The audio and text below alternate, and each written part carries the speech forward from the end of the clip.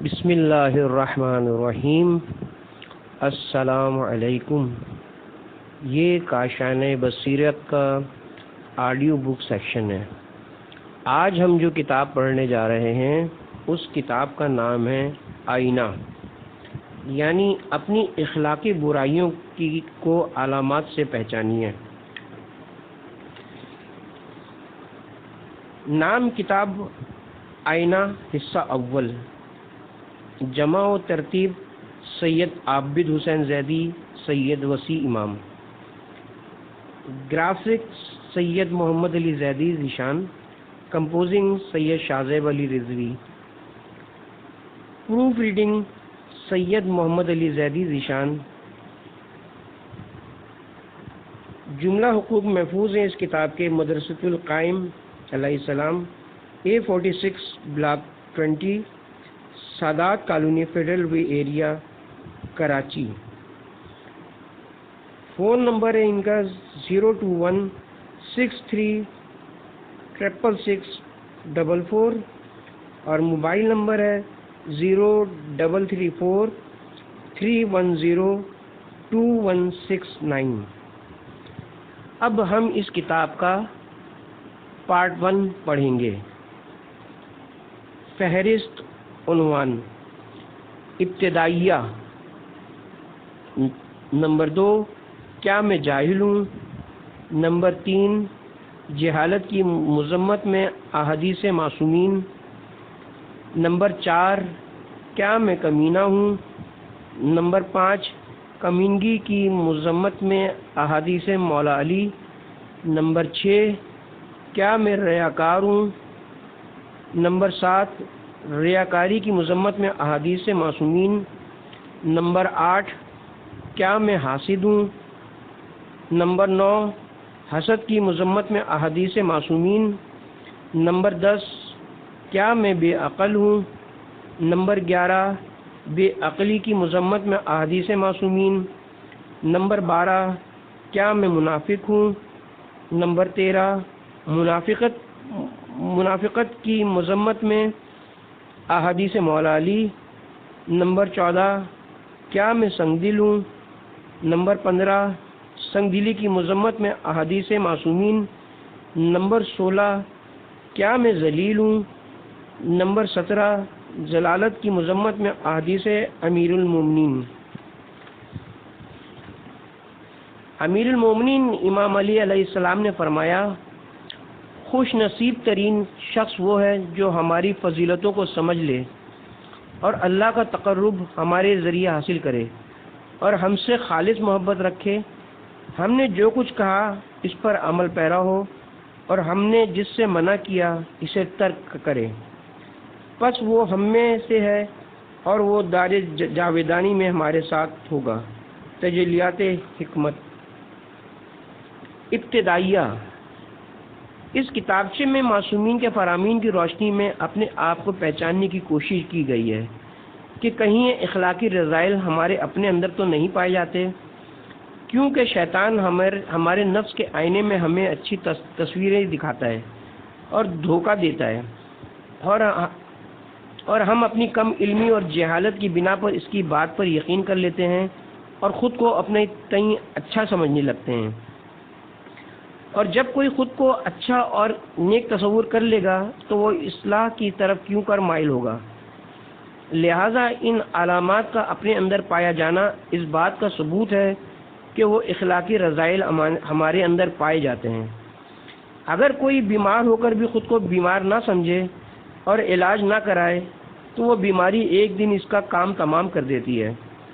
ان تمام بیماریوں کا علاج موجود ہے، پس ہر بیماری کی ہر علامت کے برخلاف عمل کیجیے، وہ برائی اندر سے ختم ہونے لگے گی اور انشاءاللہ ایک دن مکمل روحانی صحت نصیب ہو جائے گی۔ توبہ کی سواری بڑی عجیب و غریب سواری ہے، اتنی تیز رفتار ہے کہ زمین سے بندے کو اٹھا کر سیدھا آسمان تک لے جاتی ہے اور خدا کا محبوب بنا دیتی ہے۔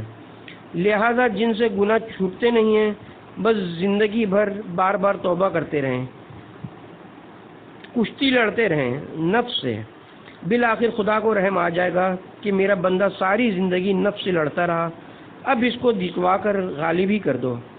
جیسے چھوٹا بچہ چلتے چلتے گرنے لگتا ہے تو شفیق باپ خود ہی اٹھا لیتا ہے۔ بس ضروری ہے کہ خدا کو کچھ چل کر تو دکھائیں۔ جب گریں گے تو خدا کی رحمت خود ہی گود میں اٹھا لے گی۔ خدا کے سامنے رونا سیکھیے کہ بندہ گناہگار جب روتا ہے تو خدا وند عالم اس کے آنسوؤں کو شہیدوں کے خون کے برابر وزن کرتے ہیں۔ ہم گناہ کرتے کرتے تھک سکتے ہیں مگر پروردگار معاف کرتے کرتے نہیں تھکتا۔ جب بھی فرماتا ہے کہ اے گناہگاروں تم توبہ کرو، میں تمہیں صرف معافی نہیں تو ہم تمہیں صرف معافی ہی نہیں دیں گے بلکہ تمہیں اپنا محبوب بھی بنا لیں گے۔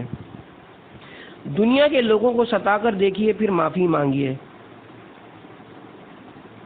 تو شاید کچھ کہیں گے کہ معاف کر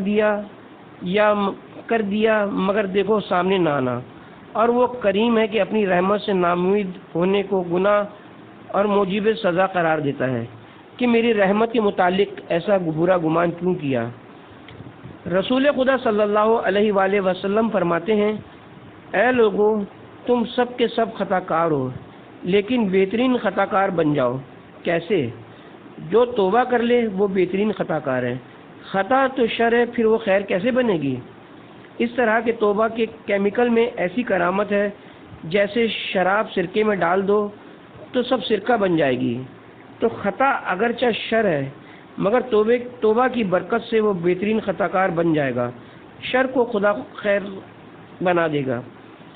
شہروں کی آبادی کروڑوں میں ہوتی ہے اور ان سب کے فضلات سمندر میں جاتے ہیں لیکن ایک موج آتی ہے اور سب کو اٹھا کر صاف کر دیتی ہے۔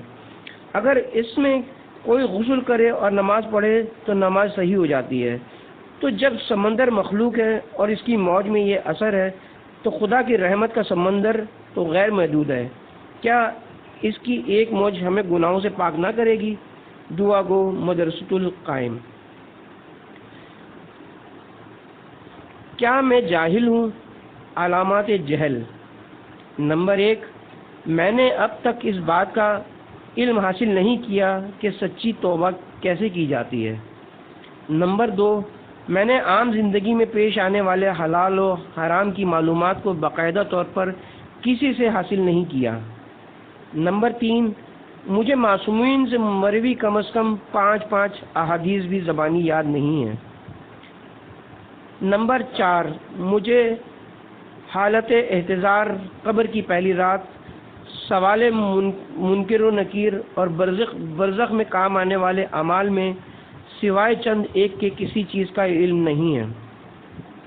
نمبر 5، روز مرہ کی عبادت مثلا وضو، تیمم، نماز، قرات وغیرہ کو میں نے کبھی کسی عالم سے چیک نہیں کروایا کہ صحیح ادا بھی کر رہا ہوں یا نہیں۔ نمبر 6، مجالس میں مدینۃ العلم اور باب مدینۃ العلم کے فضائل علمی سن کر بلند و بانگ نعرے لگانے کے باوجود میں نے خود علم حاصل کرنے پر کبھی سنجیدگی سے غور نہیں کیا۔ نمبر 7، میں نے اپنی اولاد اور رشتہ داروں کی دینی و علمی ترقی کے لیے کسی استاد یا مدرسے سے کبھی استفادہ نہیں کیا۔ نمبر 8، میں نے کبھی کسی درس علمی کے انعقاد یا کسی دینی کتاب کی اشاعت میں حصہ نہیں لیا۔ نمبر 9، میں کبھی کسی طالب علم کی مالی کفالت میں حصے دار نہیں بنا۔ نمبر 10، میں نے اپنے علاقے یا محلے کے نوجوانوں اور بچوں کو علمی اور فکری تربیت کے لیے کبھی اچھے اور دیندار مومنین سے تبادلہ خیال نہیں کیا۔ نمبر 11، میں معلومات کے لیے زیادہ تر ٹی وی، ریڈیو، غیر ملکی نشریاتی ادارے، اخبارات یا چند رسائل پر ہی زیادہ انحصار کرتا ہوں، جبکہ مجھے معلوم ہے کہ وہ زیادہ تر دشمنان اہل بیت کے ہاتھوں میں ہیں۔ نمبر 12، مجھے کوئی ایسی تکلیف یا مشقت یاد نہیں ہے کہ جو علم دین حاصل کرنے کے لیے کبھی اٹھائی ہو۔ نمبر 13، میں نے اسلامی احکام و عقائد و اخلاق کے سلسلے میں کچھ معلوم کرنے کے لیے سال بھر میں شاید ہی کبھی کسی عالم دین سے کوئی سوال کیا ہو۔ نمبر 14، مجھے میدان قیامت، حساب و کتاب، صراط، میزان یا جہنم کے خطرات اور سختیوں سے بچنے کے لیے کسی اقدام کے متعلق کوئی معلومات نہیں ہے۔ نمبر 15، اگر پوچھا جائے کہ میں نے اب تک کتنے ایسے پروگرامز اور دروس میں شرکت کی ہے جس میں مومنین کی ذمہ داریوں اور شخصیت سازی پر زور دیا گیا ہو، تو ان کی تعداد انگلیوں پر گنی جا سکتی ہے۔ نمبر 16، سینکڑوں مجالس میں شرکت کے باوجود مجھے امام حسین علیہ السلام کے 3 اقوال بھی زبانی یاد نہیں ہیں۔ نمبر 17، میں نے سیرت معصومین سے آگاہی سے متعلق کسی کتاب کا مکمل مطالعہ نہیں کیا ہے۔ نمبر 18، میں نے باقاعدہ طور پر اپنی ضروریات کے لیے علم دین حاصل کرنے پر کبھی سنجیدگی سے غور نہیں کیا۔ نمبر 19، اگر پوچھا جائے کہ میں نے کبھی کوئی دینی کتاب شروع سے آخر تک مکمل طور پر پڑھی ہے تو شاید ہی میں چند کتابوں کے نام بتا سکوں گا۔ نمبر 20، ملازمت، کاروبار، بینکنگ یا روپے پیسے سے متعلق حلال و حرام کی معلومات زیادہ تر کسی مستند عالم سے نہیں بلکہ اخبارات اور رسائل یا سنی سنائی باتوں کی حد تک ہیں۔ نمبر 21، اگر چند کتابیں مطالعہ کی بھی ہیں تب بھی ان کو یاد رکھنے کا میں نے کوئی اہتمام نہیں کیا اور اب مجھے کچھ یاد نہیں ہے۔ نمبر 22، جہالت کے تذکرے اور یاد دہانی کے باوجود طبیعت میں ایک اطمینان سا رہتا ہے۔ نمبر 23، اگر معصومین میری جہالت و غفلت کے متعلق سوال کریں تو میرے پاس سوائے چند بہانوں کے کوئی عذر شرعی نہیں ہے۔ نمبر 24، میں کسی دینی مسئلے کی معلومات کے لیے اپنے مجتہد یا کسی مستند عالم سے خط، فون، بالمشافہ یا بذریعہ ای میل رجوع نہیں کرتا۔ نمبر 25، میں نے کسی طالب علم کی حوصلہ افزائی کے لیے اسے کبھی کوئی انعام یا تحفہ نہیں دیا۔ نمبر 26، روزانہ کی بنیاد پر باقاعدگی سے اچھی کتابوں کا مطالعہ میری زندگی کے پروگرامز میں شامل نہیں ہے۔ نمبر 27، علماء سے استفادے کے بجائے ان کی شخصی خامیوں کی طرف میری زیادہ نگاہ و توجہ رہتی ہے۔ نمبر 28، میں نے علوم محمد و آل محمد کو فروغ دینے اور اداروں یا شخصیات سے کبھی تعاون نہیں کیا۔ نمبر 29، مجھے علمی کمال حاصل کرنے کے بجائے مال کمانے کی زیادہ فکر رہتی ہے۔ نمبر 30، میں اپنے غصے کو اپنی گفتگو میں اکثر ظاہر کر دیتا ہوں۔ نمبر 31، مجھے آخرت کے متعلق بہت ہی کم معلومات ہیں۔ نمبر 32، خلاف طبیعت بات سن کر مجھے فوراً غصہ آ جاتا ہے۔ جہالت کی مذمت میں احادیث معصومین۔ یقیناً اللہ ہر اس شخص کو دشمن رکھتا ہے جو دنیا جانتا ہو اور آخرت سے جاہل ہو۔ رسول صلی اللہ علیہ وآلہ وسلم۔ فضول گوئی جہالت کی علامت ہے، حضرت علی۔ جہالت تمام برائیوں کی کان ہے، حضرت علی۔ جلد غصے میں آ جانا جاہلوں اور نادانوں کی صفت ہے، حضرت علی۔ فضول خرچی جیسی کوئی جہالت نہیں، حضرت علی۔ جاہل اپنی غلطی سے ناواقف رہتا ہے اور نصیحت قبول نہیں کرتا، حضرت علی۔ جاہل کا غصہ اس کے کلام سے ظاہر ہوتا ہے، حضرت علی۔ جہالت میں سر فہرست لوگوں سے دشمنی ہے، حضرت علی۔ جہالت آخرت کو تباہ کر دیتی ہے، حضرت علی۔ جاہل جاہلی کی طرف جھکتا ہے، حضرت علی۔ برا اخلاق جہالت کا نتیجہ ہوتا ہے، حضرت علی۔ برا اخلاق، حرص، بدخلقی اور بخل جہالت کا نتیجہ ہے، حضرت علی۔ جاہل ان چیزوں سے جن سے عالم کو انس و محبت ہوتی ہے ان سے نفرت کرتا ہے، حضرت علی۔ اپنا راز دوسروں کو بتانا نادانی اور جہالت کے سوا کچھ بھی نہیں، حضرت علی۔ جاہل کو واضح و نصیحت سے کوئی فائدہ نہیں ہوتا، حضرت علی۔ جاہل اعمال صالحہ میں کوتاہی کرتا ہے، حضرت علی۔ سب سے زیادہ جاہل وہ ہے جو بدکاروں سے دوستی کرتا ہے، حضرت علی۔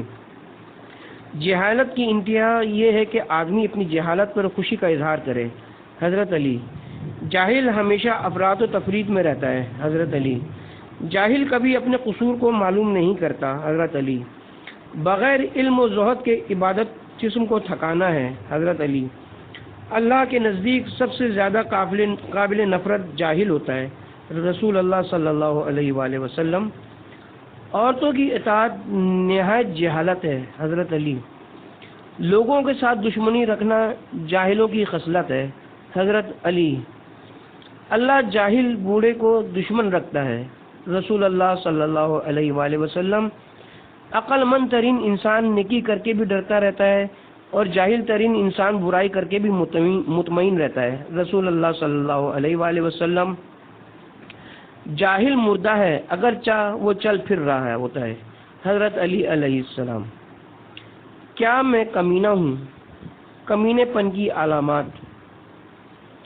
نمبر 1، میں اکثر لوگوں کی غیبت کر دیتا ہوں۔ نمبر 2، میں لوگوں کے کام آنے پر یا انہیں کچھ دے کر مختلف طریقے سے ان کو جتا دیتا ہوں۔ نمبر 3، اپنے سے کمتر لوگوں پر اپنی بڑائی ظاہر کر کے بہت لطف آتا ہے۔ نمبر 4، وعدہ کر کے مجھ سے وعدہ خلافی ہو ہی جاتی ہے۔ نمبر 5، اگر کوئی مجھ سے برائی کرے تو فوراً بدلہ لے لیتا ہوں۔ نمبر 6، دوستوں یاروں میں بیٹھ کر فحش کلامی ہو ہی جاتی ہے۔ نمبر 7، خدا کی دی گئی نعمتیں اس کی نافرمانی میں استعمال ہو ہی جاتی ہیں۔ نمبر 8، مالی اور عہدے کی ترقی کے بعد مجھے اپنی غربت کے زمانے کے دوست برے لگنے لگتے ہیں۔ نمبر 9، میں اپنے ماتحتوں کو منہ نہیں لگاتا اور ان سے سختی سے بات کرتا ہوں۔ نمبر 10، مجھے غصہ آ جائے تو گالیاں منہ سے نکل ہی جاتی ہیں۔ نمبر 11، میرے دماغ پر دن رات فقط پیسہ کمانے کی دھن سوار رہتی ہے۔ نمبر 12، اگر کسی کو مجھ سے کوئی کام پڑ جائے تو اسے تنگ کرنے میں بڑا مزہ آتا ہے۔ نمبر 13، دوست بھی اگر غصہ دلا دیں تو انہیں بھی کھری کھری سنا دیتا ہوں۔ نمبر 14، مجھے اپنے سے کم مرتبہ و غریب رشتہ داروں سے میل جول رکھنے کو دل نہیں چاہتا۔ نمبر 15، اگر میں کسی کے کام آیا ہوں تو اسے بھی چاہیے کہ ہمیشہ میرے ساتھ میرے سارے کام کرے۔ نمبر 16، اپنی باتوں سے لوگوں کو بیوقوف بنا ہی دیتا ہوں۔ نمبر 17، ضرورت کے موقع پر بھی پیسے ہونے کے باوجود خرچ کرنے سے رہ جاتا ہوں۔ نمبر 18، جن سے کام پڑتا ہو فقط انہی کے کام آتا ہوں۔ نمبر 19، منہ پھٹ ہوں، صاف بات کرتا ہوں چاہے دوسروں کو بری لگے۔ نمبر 20، مالی واجبات مثلاً خمس وغیرہ ادا نہیں کرتا۔ نمبر 21، دوسروں کی ترقی دیکھ کر دل بڑا کڑتا ہے۔ نمبر 22، لوگ مجھ سے ڈر کر میری عزت کرتے ہیں۔ کمینگی کی مذمت میں احادیث مولا علی۔ غیبت کرنا کمینوں کی عادت ہے، لوگوں پر احسان کر کے اسے جتانا کمینوں کی خصلت ہے۔ بھلائی کا جواب برائی سے دینا کمینوں کی خصلت ہے۔ دوستوں کو ستانا کمینوں کی عادت ہے۔ کمینہ اور لعین مال پر عاشق ہوتا ہے۔ حسد کرنا کمینہ خصلت ہے۔ گالم گلوچ کرنا کمینوں کی خصلت ہے۔ کمینوں کی عادت برا کلام ہے۔ محسن سے برائی کرنا نہایت کمینی عادت ہے۔ جلدی سزا دینا کمینے پن کی علامت ہے۔ کمینے لوگ اپنے محسن کے ساتھ برائی کر کے اپنا کلیجہ ٹھنڈا کرتے ہیں۔ کمینے کو جب قدرت ہو تو وہ فحش بکتا ہے اور جب وعدہ کرتا ہے تو وعدہ خلافی کرتا ہے۔ تکبر اور بڑائی کمینہ پن ظاہر کرتی ہے۔ بد اخلاقی کمینے پن کی علامت ہے۔ کمینے کا مال و دولت اور بلند مرتبے کے بعد چال چلن خراب ہو جاتا ہے۔ اپنے سے کم اور کم مرتبہ سے کمینہ سختی سے بات کرتا ہے۔ دوسروں سے برا سلوک کرنے پر اگر دوسرے بردباری کا مظاہرہ کریں تو وہ کمینہ اور جری ہو جاتا ہے۔ کمینہ اتفاقاً کسی سے نیک سلوک کرنے کے بعد اسے قرض کی طرح واپس لینے کی کوشش کرتا ہے۔ کنجوسی سے کام لینا کمینہ پن ہے۔ کمینوں کا ہتھیار فحش کلامی ہے۔ سخاوت کے ساتھ رکھنا جتانا کمینہ پن ہے۔ فریب سے دور رہو کہ یہ کمینوں کی خصلت ہے۔ بہت بڑی کمینگی قابل مذمت لوگوں کی تعریف کرنا ہے۔ نعمت کی ناشکری کمینہ پن ہے۔ مال کو محفوظ رکھ کر عزت برباد کر دینا کمینوں کی خصلت ہے۔ موت اختیار کرنا کمینے پن سے بہتر ہے۔ کیا میں ریاکار ہوں؟ ریاکاری کی علامات: نمبر 1، تنہائی سے زیادہ لوگوں کے سامنے میری دینداری زیادہ ظاہر ہوتی ہے۔ نمبر 2، میرا بہت دل چاہتا ہے کہ کسی طرح میرے تمام اچھے کاموں کا علم دوسروں کو بھی ہو جائے۔ نمبر 3، میں دین کے بارے میں لوگوں کو بڑی اچھی اور میٹھی میٹھی باتیں سناتا ہوں جبکہ میرا دل اور عمل اس سے خالی ہوتے ہیں۔ نمبر 4، میں اس بات کو دل سے پسند کرتا ہوں کہ لوگ میری ترقی، کامیابی یا رتبے سے متاثر ہو کر مجھے دیکھیں یا میری طرف اشارے کریں۔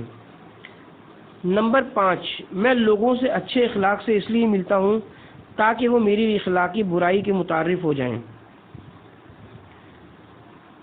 نمبر 6، میں زبان سے تو خدا کے خوف کا کافی تذکرہ کرتا ہوں لیکن وقت آنے پر گناہوں سے بچ نہیں پاتا۔ نمبر 7، میں لوگوں کے ڈر سے گناہ چھوڑنے کی بجائے بعض گناہ اس لیے نہیں کرتا کہ لوگوں میں میرا امیج خراب نہ ہو جائے۔ نمبر 8، اگر اپنے نیک عمل کی لوگوں سے تعریف سن لوں تو دل چاہتا ہے کہ یہ نیک کام مزید کروں تاکہ میری مزید تعریف ہو۔ نمبر 9، میں اگر اپنے کسی عمل پر تنقید سن لوں تو مایوس ہو کر اس نیک کام کو چھوڑ دیتا ہوں۔ نمبر 10، میں اگر کبھی کبھار عام دنوں میں روزہ رکھ لوں تو مختلف طریقوں اور بہانوں سے لوگوں کے سامنے اس کا اظہار کر دیتا ہوں کہ میں روزے سے ہوں۔ نمبر 11، اخبارات، اشتہارات یا کتابوں پر اپنا نام اور القابات کو دیکھ کر مجھے بڑی خوشی ہوتی ہے۔ نمبر 12، مجھے زیادہ سے زیادہ معلومات حاصل کرنے کی فکر یوں رہتی ہے کہ لوگ میری علمی بڑائی کے متعارف ہو جائیں۔ نمبر 13، میں لوگوں کے سامنے لمبی اور خشوع و خضوع سے نمازیں پڑھتا ہوں۔ نمبر 14، عبادات میں حکم خدا کی بجاوری کے ساتھ ساتھ لوگوں کو دکھانے کی نیت بھی آ جاتی ہے۔ نمبر 15، میں دوسروں سے باتوں میں اپنی خوبیوں کا اظہار کرتا رہتا ہوں۔ نمبر 16، میں لوگوں میں شہرت پانے کے تمام اسباب اختیار کرتا ہوں۔ نمبر 17، اکیلے میں عبادت میں سست اور لوگوں کے سامنے عبادت میں مستعد ہو جاتا ہوں۔ نمبر 18، بعض دفعہ میرے دل میں اتنا خشوع و خضوع نہیں ہوتا جتنا لوگوں کے سامنے ظاہر کر رہا ہوتا ہوں۔ نمبر 19، چاہتا ہوں کہ ہر کام میں لوگ میری ہی تعریف کریں۔ نمبر 20، ہر کام میں بس یہی خیال رہتا ہے کہ کروں گا یا نہ کروں گا تو لوگ کیا کہیں گے۔ نمبر 21، امر بالمعروف اور نہی عن المنکر واجب ہونے کے باوجود صرف اس وجہ سے نہیں کرتا کہ میں کیوں بول کر لوگوں کو اپنے خلاف کروں۔ نمبر 22، میں علمی مسائل اور حالات حاضرہ پر اپنی رائے لوگوں پر اپنا علمی روپ ڈالنے کے لیے بیان کرتا ہوں۔ نمبر 23، میں لوگوں کے سامنے تواضع اور انکساری بھی اس لیے اختیار کرتا ہوں کہ وہ میری دینداری کے قائل ہو جائیں۔ نمبر 24، میں تنہائی میں وہ کام انجام دے دیتا ہوں جن کو لوگوں کے سامنے کرتے ہوئے شرمندگی محسوس ہوتی ہے۔ نمبر 25، مجھے ان نیک کاموں کو انجام دینے کی فکر نہیں ہوتی جو لوگوں کے سامنے ظاہر نہیں ہوتے۔ نمبر 26، میں اپنی اصلاح سے زیادہ دوسروں کی اصلاح کی فکر میں رہتا ہوں۔ نمبر 27، میں اپنے متعلق لوگوں سے تعریف سن کر خوشی سے پھول جاتا ہوں۔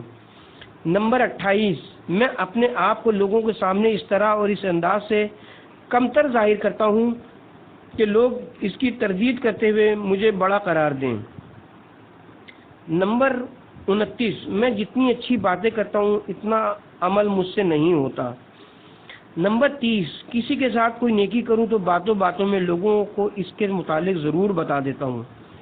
نمبر 31، محسوس کرتا ہوں کہ دنیا کی شدید محبت دل میں ہے مگر زبانی طور پر اس کی خوب مذمت کرتا ہوں۔ نمبر 32، وہ اعمال جن سے آخرت حاصل کی جاتی ہے انہیں بھی دنیا کو دکھانے کے لیے ہی انجام دے دیتا ہوں۔ نمبر 33، مالداروں اور صاحب مرتبہ لوگوں سے زیادہ تواضع سے پیش آتا ہوں اور غریبوں کو منہ نہیں لگاتا۔ ریاکاری کی مذمت میں احادیث معصومین۔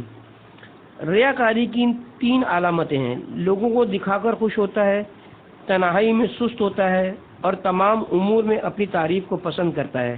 حضرت علی علیہ السلام۔ ہر ریاکاری شرک ہے۔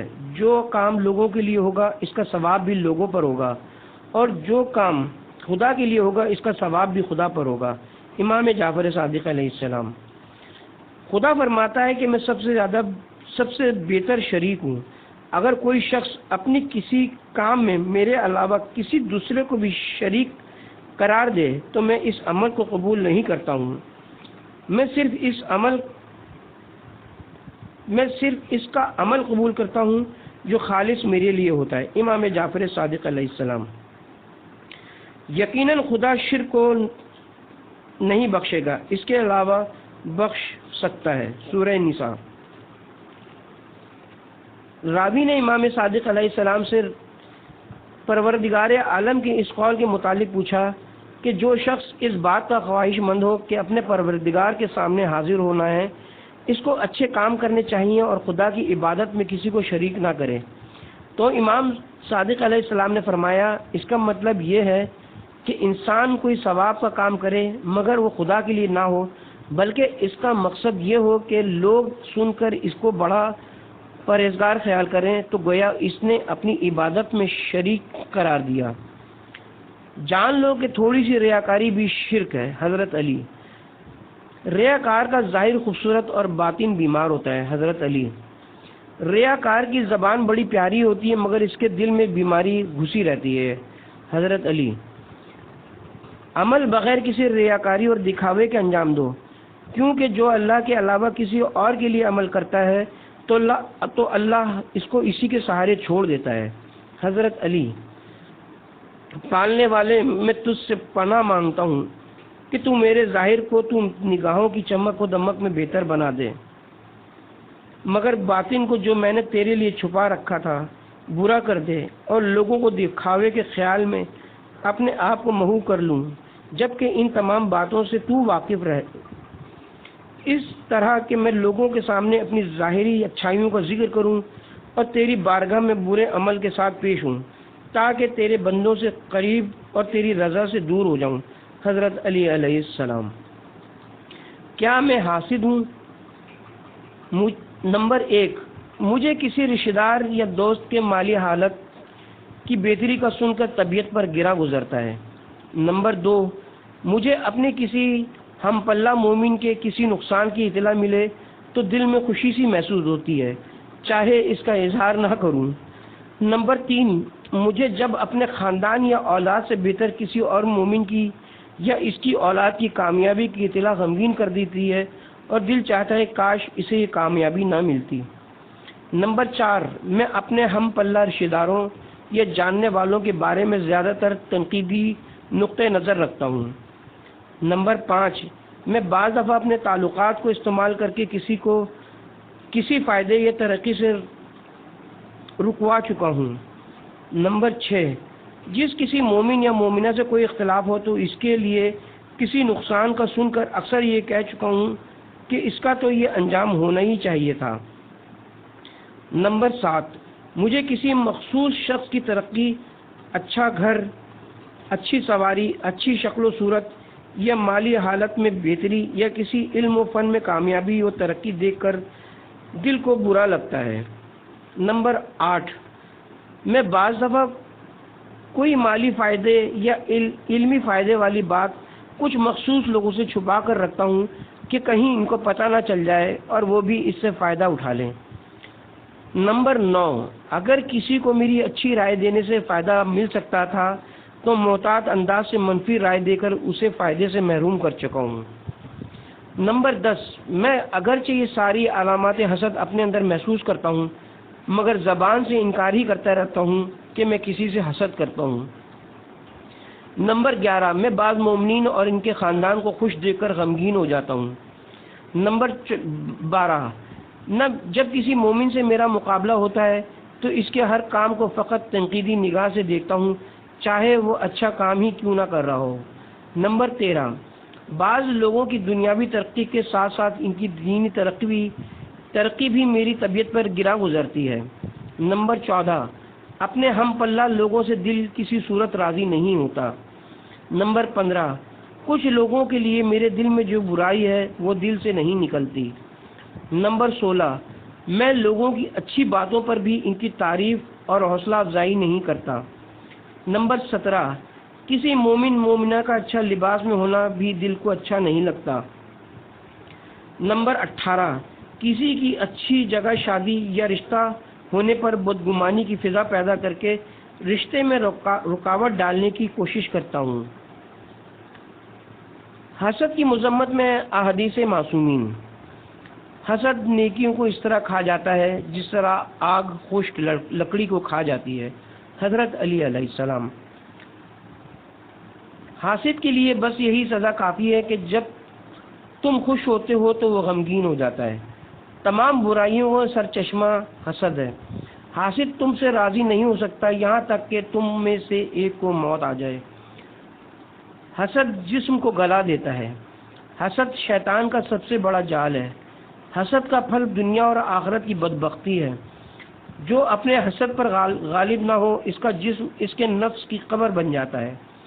حسد صرف اپنے نقصان و کینے کا باعث ہے جو تمہارے دل کو تنگ و کمزور اور جسم کو بیمار کر دیتا ہے۔ نعمت محسود جس سے حسد کیا جائے کے لیے نعمت ہوتی ہے اور حاسد کے لیے سزا ہوتی ہے۔ حسد کے ساتھ کوئی راحت نہیں۔ جو حسد کو ترک کر دیتا ہے لوگ اس سے محبت کرنے لگتے ہیں۔ حسد دین کی آفت ہے۔ انسان کی خود پسندی اس کے حاسدوں میں سے ایک حاسد ہے۔ پھر تکبر اور حسد گناہوں میں ڈوب جانے کے اسباب ہیں۔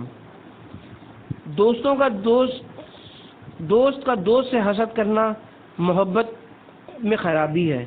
حق سے بڑھ کر تعریف کرنا چاپلوسی ہے اور حق سے کم تعریف کرنا یا ناتوانی ہے یا پھر حسد۔ رسول اللہ صلی اللہ علیہ وآلہ وسلم نے فرمایا، خبردار اللہ تعالیٰ کی نعمتوں سے دشمنی نہ رکھو۔ لوگوں نے عرض کیا، یا رسول اللہ کی نعمتوں سے کون دشمنی رکھتا ہے؟ آپ نے فرمایا، وہ لوگ جو حسد کرتے ہیں۔